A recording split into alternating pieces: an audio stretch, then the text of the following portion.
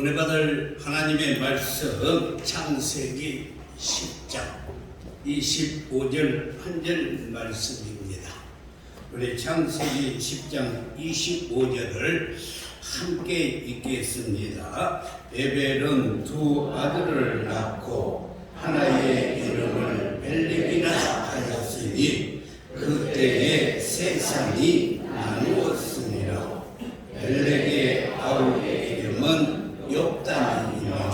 아멘. 옆 사람과 인사 한번 하겠습니다. 집사님, 권사님이 행복했으면 좋겠습니다. 옆 사람들하고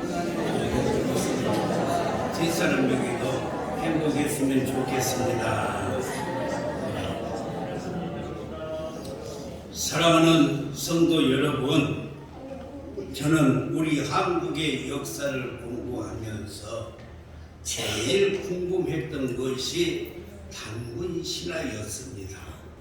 삼국유사를 기록한 김보식은 하나님의 아들 한웅이 인간 세상을 다스리기를 원하자 쑥 한 자루와 그리고 마늘 20쪽을 주면서 그것을 먹고 100일간 햇빛을 보지 않으면 사람이 될 수 있다고 하여 곰과 호랑이가 사람이 되겠다고 하여서 함께 있다가 호랑이는 그만 참지 못하고 중간에 튀쳐나가 버리고 곰은 100일을 잘 참아서 웅녀가 되어서 한웅이와 결혼해서 단군을 낳아서 BC 2333년에 평양을 도읍으로 삼고 고조선을 극복했다라고 말하고 있어요.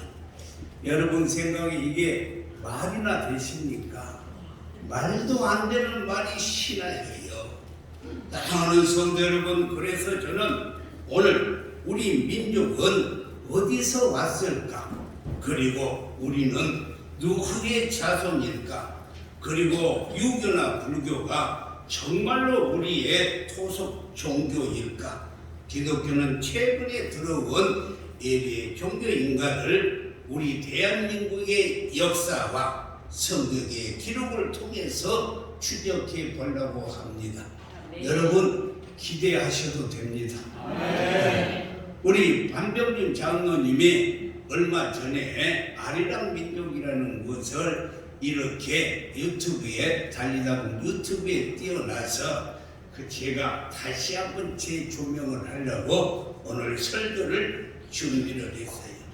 저 부산에 가면은 김해가 있는데 김해에 가면은 금관 휴게소도 있고 그리고 가락 휴소도 있고 가락 테마마크 등 가야에 익숙한 간판들을 많이 볼 수가 있는데 김해가 옛날에 가야였다는 것을 알 수가 있습니다.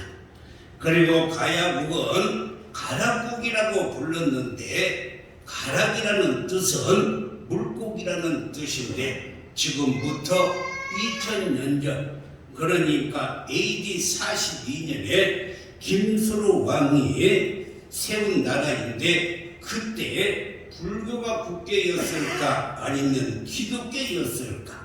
여러분 궁금하시지요? 그때 불교가 먼저 들어왔을까? 우리 기독교가 먼저 들어왔을까? 잘 들어보시기를 바랍니다. 김수로 왕의 능에 가면은 쌍어문이라는 간판이 있어요. 저게 쌍어문입니다. 이 쌍어문이라는 것은 무엇을 말하느냐? 요즘 젊은이들은 역사의 공부에 전혀 관심이 없어요. 그런데 알아야 됩니다. 뿌리를 알아야만이 큰 사람이 될 수가 있어요. 저 쌍화물을 자세히 보면은 가운데 떡이 있고 양쪽에 물고기 두 마리가 있어서 이것을 쌍어문이라 물고기 두 마리가 있어서 쌍어문이라 라고 해요. AD 313년까지는 빵 5개와 물고기 2마리가 기독교의 상징이었어요. 그래서 우리가 사복음서를 보면은 마태복음, 마가복음, 누가복음, 요한복음에 다 이렇게 오병이어의 기적을 다 기록해 놓았습니다.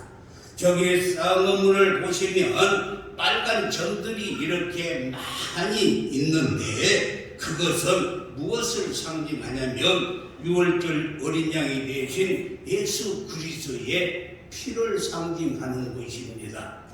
그리고 서기 42년 김수로 왕이 세웠던 가야국에 무슨 예수님의 피가 나올까 이렇게 궁금해하신 분들이 있을 텐데 이것을 김병모 박사님이 저 쌍어문에 대한 연구를 했는데 이걸 하나를 가지고 무려 40년 동안을 연구했어요.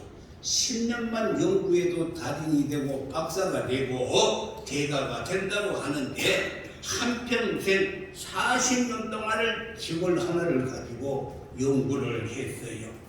그 연구한 것을 책으로 출판을 했는데 이분은 서울대 고고학과를 나와서 연구 후에 옥스퍼드 대학에서 박사학위를 받았는데 그런데 중요한 것은 저걸 연구하는 사람이 그리스도인이 아니었어요. 그리스도인이 아닙니다. 혹시 목사님이나 신학교 교수들이 주장을 하면은 그래 예수 믿는 분들이니까 그렇게 말하겠지 하고 생각하겠지만 저분은 예수 믿지 않는 사람입니다. 그런 분이 가야국에 대해서 진실을 말씀해 주고 있어요. 네, 잘 들으세요. 지금 저 쌍어문에 있는 물고기하고 저기 이스라엘에 가면은 갈릴리 바다에서 베드로가 고기 잡던 베드로 고기하고 아주 똑같습니다. 똑같아요. 아마 이스라엘 선교 순례를 다녀온 분들은 다 저 베드로 물고기를 먹은 분들도 있을 거예요. 그렇다면은 그 2000년 전에 갈릴리 바다에 있던 그 물고기를 누가 그 가야까지 가지고 왔을까? 이렇게 생각한 분들이 있을지 모르겠지만 그 말은 이 쌍어 신앙을 소유한 사람들, 다시 말해서 오병이의 신앙을 가진 원시 크리스찬, 즉 2000년 전에 기독교인들이 이스라엘 땅에서, 잘 들으세요, 이스라엘 땅에서 인도를 거쳐서 중국을 거쳐 러시아를 통과해서 동방의 나라 한국에 왔다는 완벽한 증거를 이 김병모 박사님께서 40년 동안을 연구해서 펴낸 것입니다. 그 당시 가야가 기독교 국가냐 불교 국가냐 하는 논란이 있는데 가야는 기독교 국가가 정확하고 명확하고 확실합니다. 할렐루야. 그렇습니다. 그 당시 김수로 왕 역시 유택의 스타킹이었어요. 다시 말해서 스타의 킹이란 말은 북방계 유대인들을 말하는데 저 흑해에서 사는 사람들이 스키타인이라고 하는데 이것은 우리가 성경에 보면은 골로새서 3장 11절에서 보면은 스부디아인이라는 말이 나오는데 이 스부디아의 인이 바로 저기에 나오는 그 이 심수로 왕의 민족과 똑같다는 것입니다. 그러면은 그래서 우리 민족을 북방 민족이라 그래요. 우리 민족이 무슨 민족이라고요? 북방 민족. 잘 들으세요. 이 가야의 김수로 왕은 인도의 마르타 왕국의 공주, 누구냐면 허황옥이라는 공주와 결혼을 했어요. 저분이 허황옥 공주입니다. 네. 가야의 김수로 왕과 허황옥 공주가 결혼했던 해가 AD 48년. 그러니까 예수님이 이 땅에 오셔서 33년을 사시고 그리고 우리에게 사명을 주었어요. 너희는 예루살렘과 온 유다와 사마리아 땅끝까지 이르러 내 증인이 되라는 사명을 주시고 천국에 올라가셨을 때 예수님의 12 제자 중에 인도로 나간 도마가 있어요. 도마는 인도에서 선교를 했습니다. 그래서 이 김수로 왕과 허하목 공주가 결혼을 할 때가 AD 48년인데 이 두 사람을 중매하는 사람이 예수님의 제자 도마였어요. 도마. 여러분들은 깜짝 놀랄지도 않아요. 나는 이 소리만 들으면 막 가슴이 벌렁벌렁해요. 도마가 그러니까 AD 33년에 예수님이 천국에 올라가셨어요.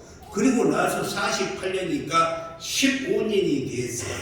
이 도마가 인도로 선교를 가가지고 15년이 되는 해에 했는데 그 중만한 사람이 도마였다는 것입니다. 할렐루야. 이 한국 땅에 최초로 들어온 종교가 그래서 기독교였고, 그리고 유교나 불교는 훨씬 뒤에 들어왔는데 신라는 572년에 2차분의 승조로 말미암아서 신라의 불교가 들어왔어요. 그뿐만이 아니라 백제는 384년에 들어왔고 고구려는 372년에 들어왔어요. 그러니까 300년 후에 이 불교가 들어왔던 것을 잘 말씀해 줍니다. 그래서 허황옥이라는 공주가 김해허씨 원조가 되는 거예요. 예. 혹시 여기 김해김씨 있어요? 손 한번 들어봐요. 김해김씨 없어? 높이 들어요. 높이 들어. 김해김씨.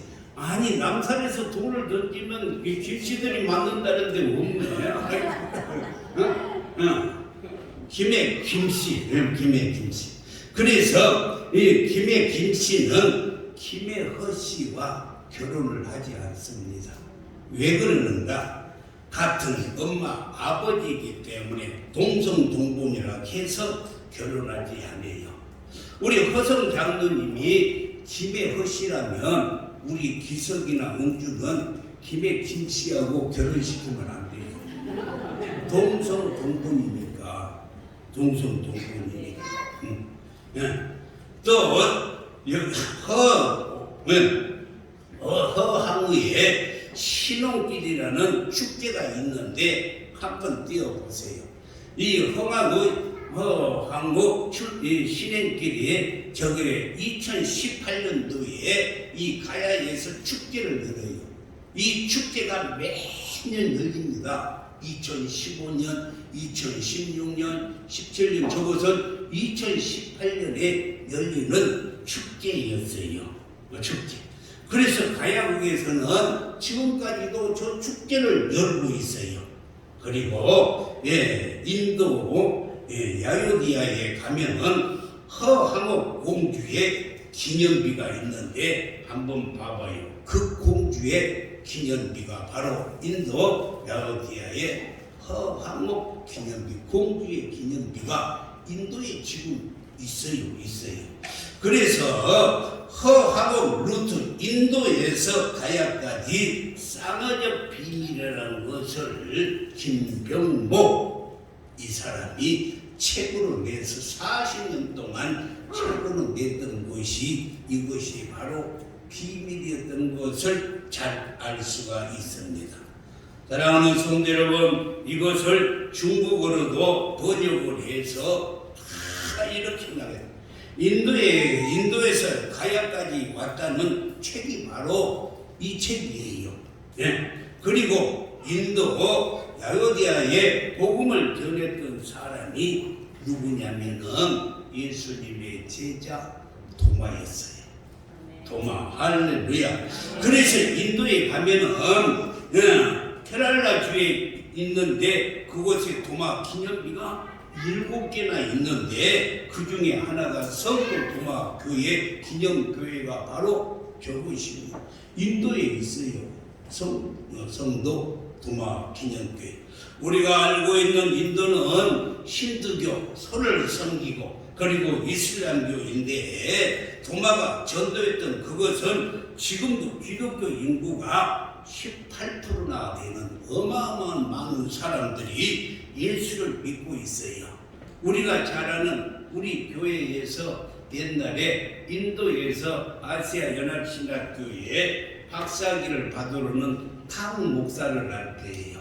우리 교회에서 방을 얻어줘가지고 저 쌍촌 어디다가 방을 얻어줘가지고 거기서 있으면서 우리가 학교를 장학금을 주어서 가르치면서 우리 애들 영어를 가르쳤어요. 그 탕 목사가 바로 이곳에서 오신 분이에요. 그래서 지금은 여기서 박사학위를 받아가지고 그곳에 가서 총장을 하면서 저를 초청을 했는데 여러분들이 비행기를 표를 안 사줘서 못 갔어요. 비행기 표를. 예. 또 경주에 가면은 분초바위라고 하는 바위가 있는데 저거이 분초산입니다. 경주에 가면 있어요. 이 분초산에 이것을 도마바위라 그래. 도마바위.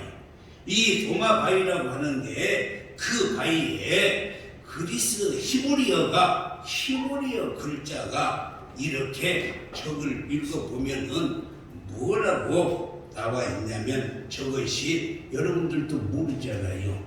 그림이잖아요. 그래서 목사님이 필요한 거예요. 그래서 저걸로 읽어보면은 타우맨이라고.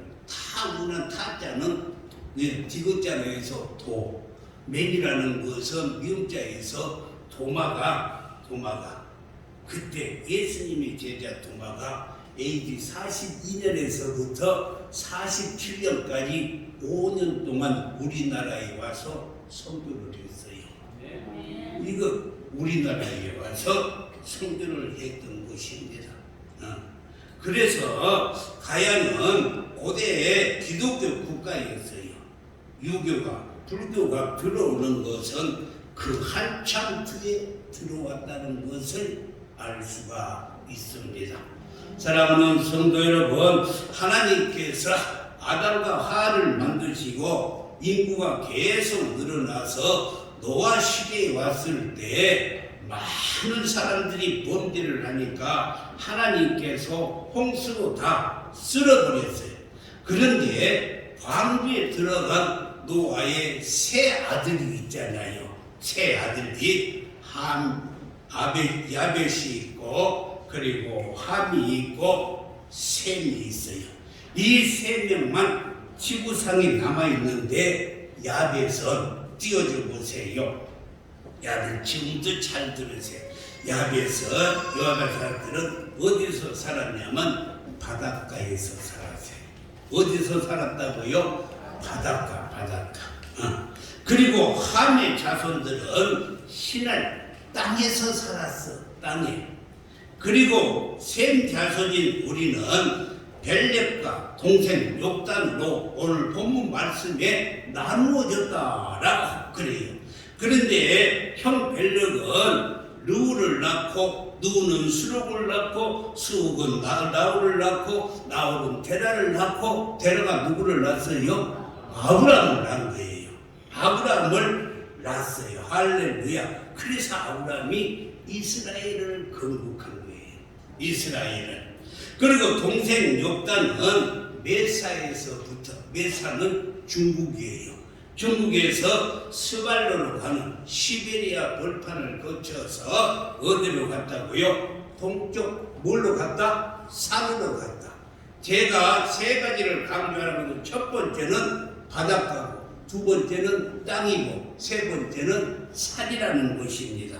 이 셈 족속은 형 벨렉이 서쪽에 이스라엘로 가서 이스라엘에서 살면서 이스라엘을 건국했고, 동생 욕단은 메사에부터 스발을 거쳐서 동쪽 산으로 왔는데 그것이 우리나라 백두산이었던 것입니다. 백두산. 여기서 메사는 중국이고 스발로는 시베리아를 거쳐서 동쪽에 있는 백두산, 동방의 나라 백두산에 왔어요. 그러면 자 봅시다. 야벳은 백인종이에요. 근데 어디서 살았다고? 바닷가에서 살았어요. 그런데 이들이 물질 문화를 이루었어요. 바닷가는요 무역이 왕성하기 때문에 물질 문화를 이룬 거예요. 우리나라로 말하자면 부산이나 인천이나 목포 이런 것을 보면은 물질 문명이에요. 그래서 무역이 왕성한 것은 물질 문화를 잘 이루었어요. 그래서 백인들이 물질 문화를 이루고 다 잘 사는 나라가 된 거예요. 그러면 두 번째, 함은 흑인종이 어디서 살았다? 땅에서 살았어요. 땅이라는 것은 노동 문화예요. 그래서 그들은요 노예로 산 거예요. 흑인들 땅에서 살았기 때문에 땅. 그래서 땅에서 살았기 때문에 그들은 종으로 살았어요. 그리고 셈은 황인족인데 어디로 갔어요? 어디로 갔다고 써져 있어요? 산으로 갔어요. 영성 문화예요. 영성. 그래서 영성 문화를 형성했는데 산은 영성 문화를 상징하는 거예요. 그래서 기도원이나 수도는 전부 산에 있어요. 산에. 그래서 산신령이라고 하는데 지구상의 모든 종교는 영성 문화를 가진 셈 족속에서 다 나왔어요. 모든 종교는 셈 족속에 나왔지 미국이나 어디 다른 데서 나오는 일이 없어요. 모든 종교는 셈 족속. 그러니까 기독교도 유교도 불교도 힌두교도 유대교도 이슬람교 모든 종교가 다 영성 문화인데 셈 족속에서 나왔어요. 이해가 갑니까? 산이라니까 황금산. 네, 산. 우리 민족이 셈 족속인데 그러니까 이스라엘은 벨렉이 그리고 우리는 동생 욕단인데 형은 거기서 이스라엘에서 살고 동생은 메사를 거쳐 스바를 거쳐서 동쪽 산으로 갔더라. 그 동쪽 산이 바로 우리 동방의 나라 한국이라는 것입니다. 그래서 우리 한국과 이스라엘은 한 형제예요. 아셨습니까? 벨렉과 욕단이 에벨의 자녀 한 형제인 것처럼 우리 한국과 이스라엘은 한 형제의 나라입니다. 그래서 뭐 터키 이런 나라를 우리가 뭐 형제의 나라라고 그러잖아요. 네, 같은 셈 민족이기 때문에 한 형제입니다. 한국과 이스라엘이 이렇게 한 형제와 형제라고 하는데 그러면은 그 공통점이 무엇이 있을까? 공통점을 찾는데 무려 77개를 찾았어요. 그 첫 번째가 뭐냐? 이스라엘의 꽃이 무궁화예요. 우리나라 꽃이 무궁화예요. 샤론의 꽃 이스라엘인데 그 샤론의 꽃이 무궁화입니다. 할렐루야. 무궁화예요. 이 세상 지구에 254개의 많은 나라가 있는데 한국과 이스라엘만 유독 무궁화가 꽃이에요. 무궁이라는 말은 영적인 말인데 영웅 무궁하다. 지금 우리나라에서 제일 큰 훈장이 무궁화 훈장이고 신라 시대 때는 그들에게 화랑들에게 무궁화를 달아줬어요. 무궁화 신라 시대 때. 그러면은 무궁화 꽃을 한번 봐봐요. 여러분요 샤론의 꽃 예수 그러잖아. 우리 찬송 있잖아요. 샤론의 꽃 예수. 다시 말하자면 무궁화 꽃이 예수라는 거예요. 예수. 그런데 무궁화 꽃이 예수를 어떻게 생각해? 하얀 꽃이 하얀 데가 하얀 것은 뭐냐면요 예수님의 거룩함을 말씀을 하는 것이고 그 다음에 가운데 빨간색은 예수님의 보혈의 피를 상징을 하고 그 다음에 그 가운데 황금색 꽃대가 있어요. 이 꽃대는 왕이신 예수님을 상징하는 게 그래서 무궁화가 샤론의 꽃 예수, 우리 예수님을 상징을 하는 것입니다. 두 번째, 이스라엘과 우리 한국은 인사말이 똑같아요. 뭐라고 말을 하냐면은 이스라엘 사람들은 샬롬 그래요. 그런데 우리나라는 안녕이 샬롬, 평강이에요. 인사법이 똑같습니다. 인사가. 그래서 이스라엘에 가면은 샬롬, 우리나라는 안녕. 미국 같은 나라는 굿모닝 하는데 그건 아침 인사예요. 그 자체가 틀리는 것입니다. 그리고 자녀들을 이름을 지을 때 이름의 뜻이 있어요. 무드셀라 그러면 심판이야. 그리고 아브람 그러면 열국의 아비. 이렇게 이삭 그러면은 야곱. 다 이름의 뜻이 있어요. 그래서 여러분들도 다 이름의 뜻이 있어요. 왜? 셈 족속이니까. 여러분들 다 이름의 뜻이 있어요. 없어요? 다 이름의, 부모님들이 이름을 지을 때 다 뜻이 다 지었어요. 어디 자기 이름 뜻을 한번 말해볼 사람? 어디? 내 이름의 뜻은 이렇다 하고 말해볼 사람? 빨리 이럴 때 말이야 똑똑하다 그러는 거예요. 그래, 빨리 예수 말해주세요. 고양이. 나무장사 아들이요. 말벌써. 말해서. 그렇게 우리 셈 민족, 우리 민족은 다 뜻이 있어. 이스라엘도 무드셀라, 그러면 심판, 이렇게 뜻이 있듯이. 여러분이 나는요, 바다에 어지진 바다처럼 오기를 하고 해서 해인이라고. 혹시 여러분들의 뜻을 모르면, 여러분 이름의 뜻을 모르면 부모님한테 물어봐요. 부모님 안 계시면 그 산소에 가서 한번 물어봐봐. 산소에 가서. 다 이름의 뜻이 있어요. 그리고 한국과 이스라엘 똑같은 것은 백인민족이야. 할렐루야. 성경에서 제일 좋은 옷이 세마포 흰옷입니다. 이스라엘과 우리 민족이 제일 좋아하는 것이 흰옷이에요. 그래서 우리 민족을 백인민족이라 하고 이스라엘과 우리 한국은 흰옷을 좋아해서 우리가 정말 해방되기 전 6.25 전까지만 해도 다 흰옷을 입었어요. 다 흰. 만약 하나 더 이야기를 하면은 이스라엘과 우리나라는 말의 뜻이 같아요. 우리는 아버지를 친하게 뭐라고 그래요? 한스가 부르면 아빠 그래. 그런데 로마서에 보면은 하나님을 아버지. 이것이 바로 아빠예요. 이렇게 이스라엘과 우리나라는 공통점이 많은 것을 왜 그러냐? 벨렉과 욕단이 한 형제이기 때문에 그렇다는 것입니다. 하나님은 이 지구 서쪽에 형 벨렉을 통해서 이스라엘을 건국시켰어요. 그리고 그 후손을 통해서 초림 예수님이 오시는 통로를 만들었어요. 그래서 아담의 후손, 그리고 유다를 통해서, 그리고 다윗을 통해서, 다윗의 후손을 통해서, 마리아의 남편 요셉을 통해서 예수님이 태어난 거예요. 초림 예수님이 벨렉의 후손으로부터 벨렉과 르우와 수룩과 나홀과 데라와 아브라함과 이삭과 야곱과 유다의 후손을 통해서 이렇게 예수님이 태어났어요. 그리고 동생 욕단은 성경이 완전히 감췄는데 그 이유는 예수님의 재림을 준비하는 선교 국가가 바로 우리나라예요. 할렐루야. 예수님의 재림을 준비하는 선교 국가가 우리나라라니까요. 할렐루야. 예수님이 언제 오실지 이 세상이 아무도 모르고 하나님만 알지.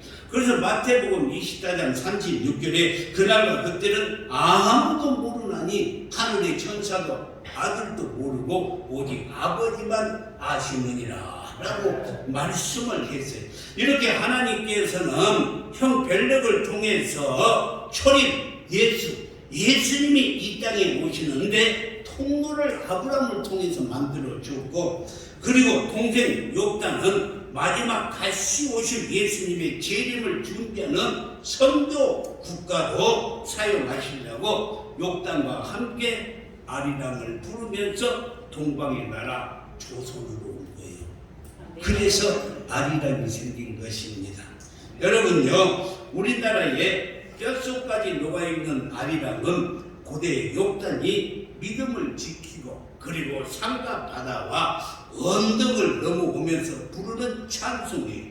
그래서 지금도 서부의 미국이나 유럽에서는 우리나라의 아리랑을요 찬송가로 부르고 있어요.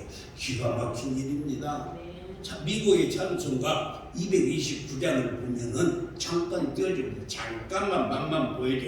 229장 나오죠. 귀에 익숙한 멜로디가 들려요.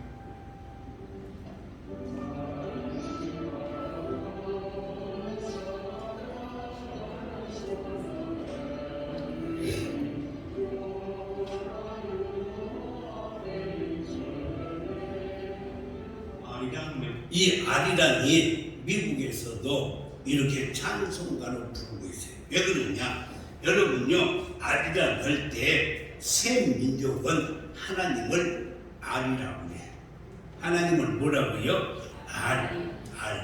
그러면 그 박역거세가 알에서 났다 그래요. 알에서 났다는 건 정말 알에서 났을까? 알에서 난 것이 아니고 박역거세는 신랑의 시적이기 때문에 하나님을 상징하는 거예요. 아셨습니까? 그냥 어떻게 사람이 알에서 나? 또 유대인은 엘이라고 그러고 아람인은 알라라고. 그래서 옛날에 고추 선두 무하마드 알리라는 이름이 그 하나님의 신으로 싸운다 해가지고 이름을 알라라고 지었어요. 그러니까 이 알이라는 건 하나님을 알이라고 하는데 알이라는 하나님이라 이 말이 뭐예요? 장지의 권사님이랑 이 말이에요. 알기 쉽게 하는 거. 알기 쉽게 하나님이라 그것이 아리랑이야. 아리랑. 그러면 아리랑을 보면 아리랑 아나리요. 그러면 하나님이랑 하나님이요. 아리랑 고개를 넘어간다. 하나님이랑 고개를 넘어간다. 나를 버리고 가시는 님은 10리도 못 가서 발병난다. 오직 아리랑을 부르며 오는 길에 하나님을 버리고 배쳐가는 사람은 하나님께서 발병이라도 나게 해서 다시 돌아오게 한다는 그 뜻입니다. 그럼 욕단이 동방의 나라 조선에 왔을 때 여러분 고조선의 건국의 시기가 맞는지 한번 제가 그것을 찾아왔어요. 에벨이 그 도표를 보여줘 보세요. 에벨이 BC 2391년에 셈의 4대손으로 출생을 했어요.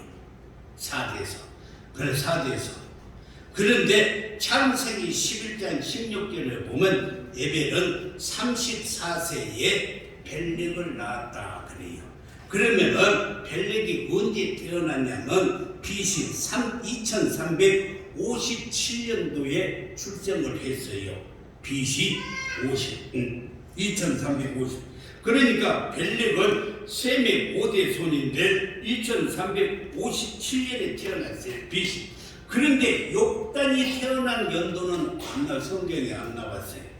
그래서 제가 생각을 했어요. 우리 어머니가 19살에 시집을 나가지고 20살에 우리 큰아들을 낳았어요. 그랬는데 큰아들을 낳았는데 막둥이까지 이렇게 10명을 낳았는데 40세까지 낳았어요. 그러니까 어머님하고 큰아들하고 20년, 큰아들하고 막둥이하고 20년. 우리 이해동 안소집사가 10번째 20년 차이가. 그래서 계산을 해보니까 20년에 10명을 낳았으면 2년 터울이구나. 그래서 이 욕단을 내가 그러면 욕단이 2년 터울로 낳았으면 BC 2355년이 되는 거예요. 듣고 있습니까? 2355년에 2300. 그런데 우리나라 건국이 BC 2333년. 그러면 욕단의 나이가 몇 살이에요? 22살에 우리나라에 와서 고조선을 받아. 22살. 그런데 잘 들으세요. 그때 욕단의 나이가 약 22살인데, 그런데 당군할 때 단이라는 것은 제사를 드리는 단을 말하는 거예요. 그리고 군이라는 것은 임금을 말하는 거예요. 그러니까 당군이라는 것은 제사를 드리는 임금인데, 그 당군이 누구냐면 바로 욕단이라는 것입니다. 이해가 갑니까? 이것이 우리나라의 역사예요. 우리나라의 역사. 우리나라의 역사. 이것을 대천덕 신부가 저 태백에 가면은, 대천덕 신부가 있는데, 욕단이 백두산을 거점으로 고조선을 건국한 당군이라고 말하고 있습니다. 다시 이야기합니다. 형 벨렉을 통해서 이스라엘, 저서쪽 이스라엘에서 예수님이 오시는 통로, 초림 예수님이 오시는 통로를 준비를 했고, 욕단은 뭐냐? 예수님이 제일 많은 선교하는 나라가 바로 욕단인데, 우리나라가 선교하는 나라예요. 믿으시면 아멘. 예수님이 이 땅에 오셔서 이 세상 모든 죄를 십자가에 짊어지시고 인류의 모든 죄를 사하시고 사망 권세를 이기시고 부활하셔서 40일 동안 이 땅에 사시면서 천국에 올라가실 때 유언으로 남긴 것이 사도행전 1장 8절이에요. 오직 성령이 너희에게 임하시면 너희가 권능을 받고 예루살렘과 온 유다와 사마리아 땅끝까지 이르러서 내 증인이 되라 했는데, 천국에 올라가신 후 10일 후에 오순절날 성령이 임했던 것입니다. 할렐루야. 그래서 마지막 때 하나님은 우리 대한민국을 선교하는 민족으로 사용하셔요. 그런데 우리 민족은 선교하기에 딱 좋은 거예요. 할렐루야. 여러분, 선교하기에 딱 좋다. 시작. 선교하기에 딱 좋다. 내가 그것을요, 몇 가지를 이야기를 하겠는데, 첫 번째는 우리는 피부색이요, 우리는 황색 인종이잖아요.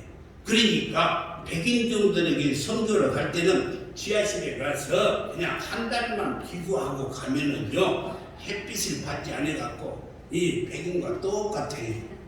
똑같아.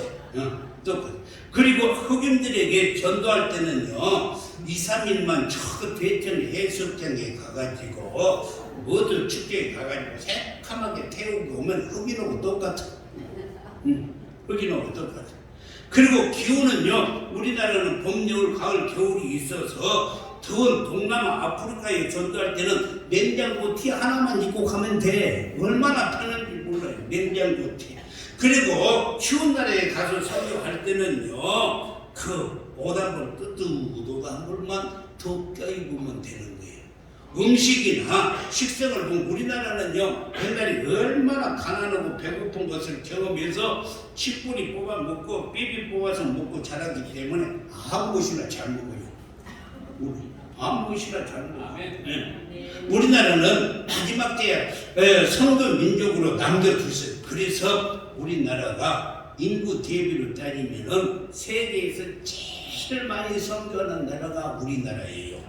우리나라 GNP가 5,000불이었을 때는 우리나라에 선교사가 5,000명을 보냈고, 10,000불일 때는요 10,000명을 보냈고, 20,000불일 때는 20,000명을, 지금 30,000불 때는 지금 우리가 35,000명이 지금 선교사로 나가 있어요. 잘 들으세요. 얼마나 선교사.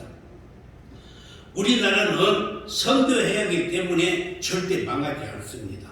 아멘 좀 해. 절대 안 망해. 하나님이 지키지. 북한에는 핵이 있어도 그들에게는 우리에게 있는 핵이 없어요. 아니, 하나님이 없어. 그 핵이 있는데 우리는 하나님이 있어. 얼마나 중요한지 몰라요. 또요, 우리는 핵이 없어도 하나님이 함께 계시니까 우리가 반드시 이겨요. 그렇잖아요. 이 갑옷과 이 칼과 창과 단창을 가진 골리앗하고 또 하나님 무지하고 물못돌 5개 들고 나간 다윗하고 싸울 때 누가 이겼어요? 다윗이 이겼어. 다윗이 할렐루야. 다윗이 이긴 거예요.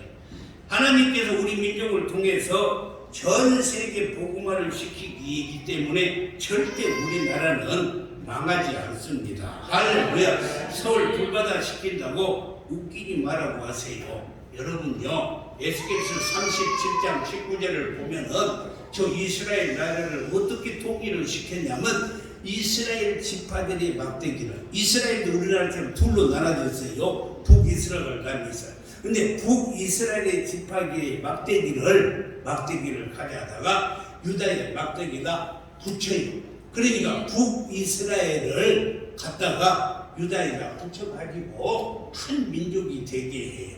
이와 마찬가지로 하나님은 반드시 북한을 갖다가 우리 남한에 붙여서 통일시켜 주실 거예요.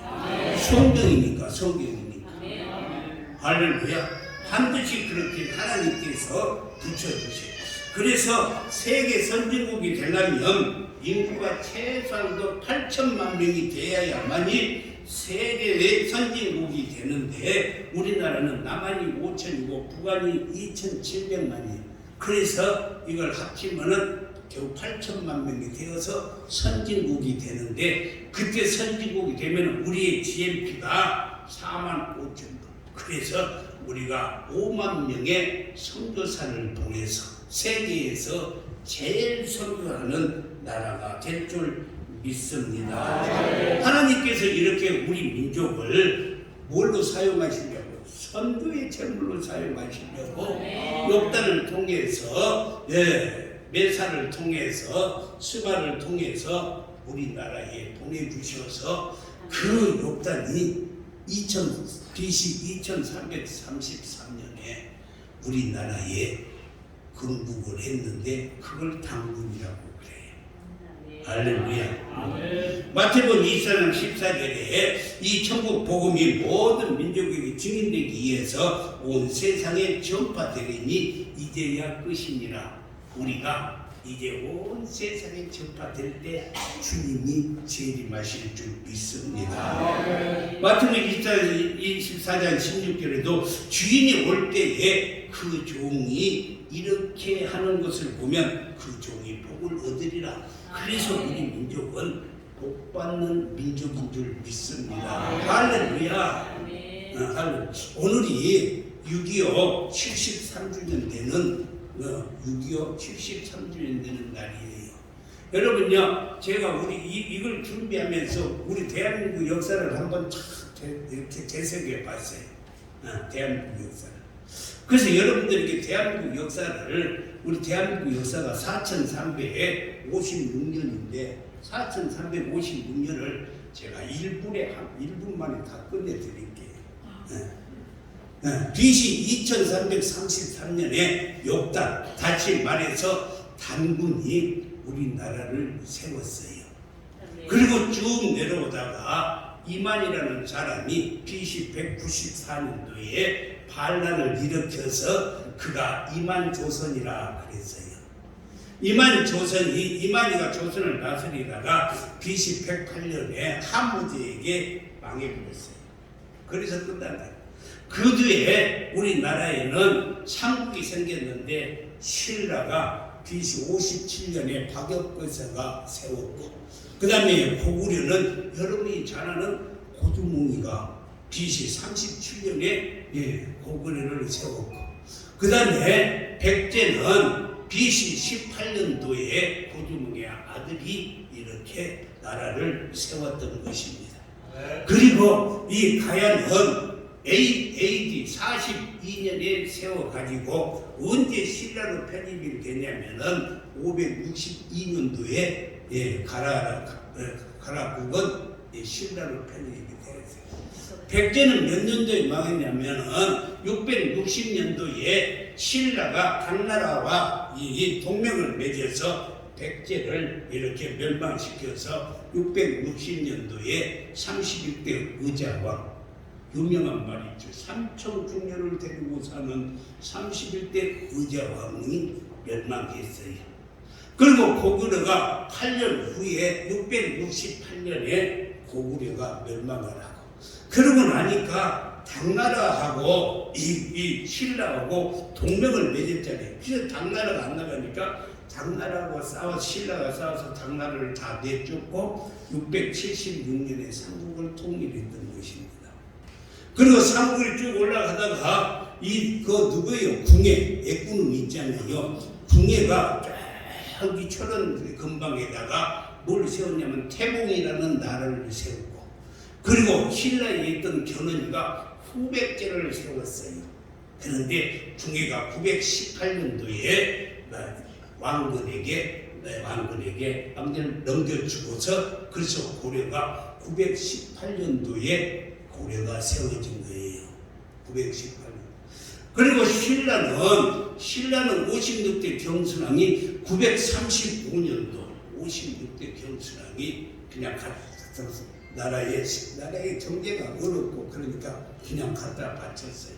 그의 아들 마이테냐가 저기 강원도 개골산에 가서 지금도 개골하고 있을 거예요. 한이 맺혀서. 후백제도 견훤이 자기 아들과의 불화가 있어갖고 고려로 도망을 가가지고, 그리고 후백제를 멸망시키는 데가 935년. 그리고 1392년에 이제 조선이 세워졌어요. 그러기 전에 1388년도에 이성계가 이화도 해군을 했어요. 이화도 해군. 저 중국의 이화도를 가다가 해군을 하고 쿠데타를 일으키는 게 이화도 해군이에요. 그리고 나서 자기 아들 이방원이 그 최영 장군이 뭐예요? 황금을 두루같이 하는 최영 장군을 죽이고, 그리고 정몽주 같은 그 폭은 정몽주 그 있잖아요. 이방원이가 뭐라고 그랬어요? 이런들 어따리 저런들 어따리 만수함에 들은치기 어깨인들 어따리 우리도 이같이 어깨자 한오백년 살아보세. 그렇게 하니까 누구예요? 정몽주가 이렇게 말했어요. 이 몸이 죽어주고 100번 고쳐주고 100볼이 진토되어 넉이라도 있고 없고 임양한 일편단심이야 가실길이 있으랴. 그 말을 듣고 이방원이가 정몽주를 선지교에서 선지교 달이라는 거예요. 그래서 그 자기 부하들을 시켜서 죽였는데, 그 다리에 이 정몽주의 피가 묻어가지고 대나무가 자라났다 해가지고 지금은 선주교라 그래요. 1392년에 조선이 세워졌어요. 그것이 바로 우리 이시조선입니다. 이시조선. 이부자 권사님 이시조선이라는 거예요. 1446년에 세종대왕이 한글을 발표했고, 그렇잖아요. 1592년에 그 일본이 임진왜란에 일어나가지고 이순신 장군이 배 12척으로 300척을 무찔렀던 기적이 바로 우리 대한민국의 정말 군사 전력이에요. 전자. 그리고 1885년도 4월 5일 부활주의를 앞에서 나와 언더우드가 제물패왕으로 선교사로 우리나라에 들어온 것입니다. 그리고 1894년에 청일전쟁이 일어났고, 청일전쟁에서 일본이 청나라를 이기고 그 다음에 민비 아시죠? 명성황후를 1895년도에 살해를 했어요. 그리고 1904년도에 여일전쟁이 일어나서 이제 일본이 러시아와 전쟁을 해서 러시아까지 이기고 1905년도에 을사보호조약을 맺어서 우리나라를 돕겠다.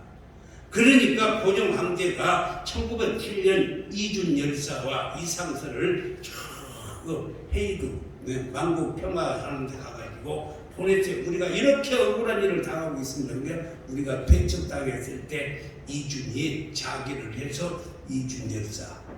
1909년에 여기 여러분요 잘 1909년 10월 26일을 들으셔야 돼요. 10월 26일에 안중근 의사가 저 만주 하얼빈에서 이토 히로부미를 저격하는 날이 1909년 10월 26일이에요. 그리고 나서 1910년에 한일합방을 하고 1919년 1월 21일 날 우리의 고종 황제가 일본 사람들이 그 주는 식혜를 먹고 돌아가셨어요. 그래서 1919년에 고종 황제의 장례를 치르고 1919년 3월 1일 날 3.1 운동이 일어났던 것입니다. 이것이 우리 대한민국의 역사예요. 3.1 운동이 일어나고 나서 우리가 나라를 지키자 해가지고 4월 10일 날 만주에 상하이에다가 우리 대한민국 임시정부를 설치했어요. 그것이 바로 1919년. 1941년에 일본이 이제 미국을 먹어버렸어요. 미국 진주만을 습격을 했는데 그때 진주만을 습격을 했어요. 하에. 그래가지고 그때 세계 제2차 대전이 일어났는데 일본하고 독일하고 이탈리아가 세계 2차 대전을 일으켰어요. 그리고 나서 1945년도 8월 6일과 8월 13일 날 13일 날 그 미국에서 원자폭탄을 2개를 떨어침으로 말미암아서 20만 명이 죽고 일본의 히로히토가 뭐라고 했어요? 항복선을 넣은 것이 8월 15일. 그래서 우리나라가 해방된 줄 믿습니다. 할렐루야. 해방. 1948년도에 우리가 해방이 됐는데 45년 해방이 됐는데 우리는 남북으로 갈라서 북쪽은 소련이 있고 남쪽은 미국이 우리나라를 다스렸어요. 그래서 3년 동안인데 우리나라가 1948년 5월 10일 날 대한민국 남한만 선거를 해서 50선거에서 200명의 국회의원을 뽑아서 7월 17일 제헌절 날 국회를 열었어요. 그때 이승만이 대통령이 돼서 1948년 8월 15일 우리 대한민국이 대한민국 수립을 했던 것입니다. 1950년 6월 25일 날 이 김일성이가 남침했어요. 3일도 안 돼서 서울이 다 점령됐어요. 둘 다 안 돼서 저 낙동강까지 가버렸어요. 그때 부사만 남았을 때 메가더 장군이 인천 상륙작전을 실시해가지고 9월 28일 서울을 탈환하고 저 백두산까지 갔는데 중공군이 쳐들어와가지고 200만 명이라는 인해 전설을 아무리 죽여도 뭐 사람들이 오는 거예요. 그래서 그때 어쩔 수 없이 1951년 1월 4일 일사후퇴, 그 추울 때 일사후퇴를 했던 것이 우리나라예요. 일사후퇴. 그리고 1960년도에 잘 들어 1960년도에 3.15 부정선거가 있어가지고 학생들이 4월 19일 날 학생운동을 일으켜서 이승만이 1960년 4월 27일 날 하와이로 망명을 했어요. 그러고 나서 우리가 윤보선이 대통령이 되고 그리고 또 이 장면이 내각 수반이 되어서 나라를 다스린 5.16 1961년도에 박정희가 혁명을 일으켜서 다시 박정희가 정권을 잡았던 것이 5.16 불사혁명. 그때가 제가 초등학교 2학년 때입니다. 방공을 국시의 제1위로 삼고 지금까지 형식별거 구회만 거친 곳을 재정비한다. 우리 얼마나 외웠습니까? 1961년도에. 여러분요, 그러고 나서 1972년도에 박정희가 유신헌법을 정해서, 유신헌법 알죠? 이제 박정희가 죽을 때까지 종신 대통령을 하는 유신헌법을 정했어요. 그러고 나서 1974년도에 유경수 여사가 8월 15일 날 문세경이한테 저격당해 죽고 박정희 대통령이 1979년도에 10월 26일 누가 죽었어요? 안중근 의사가 이등병을 죽은 것이 10월 26일이에요. 박정희가 서거하고 그리고 전두환 노태우가 12.12 사태를 일으켜서 군권을 정하고 1980년 4월 18일 날 광주 시민운동이 일어났던데 할렐루야. 이렇게 우리나라의 역사가 쭉 온 것. 그리고 나서 1980 87년도에 노태우가 뭘 했냐면 6.29 선언을 했어요. 그래서 그때부터 우리가 다시 선거를 하게 됐어요. 우리 국민들이 직접 선거를 했어요. 그리고 88년도에 우리나라에 88 올림픽을 치렀고 2002년도에는 뭘 했어요? 월드컵을 치렀고 2018년도에는 뭘 했을까? 동계올림픽을 치르고 2030년도에는 우리가 세계 엑스포를 치르려고 지금 준비하고 있는 나라가 대한민국입니다. 오늘이 바로 6.25 73주년. 제가요 금방 4356년의 역사를 이야기를 했어요. 할렐루야. 우리나라는 하나님이 보호하사 선거하는 나라이기 때문에 잘 살게 해주시고 지켜주실 줄 믿습니다. 기도하겠습니다.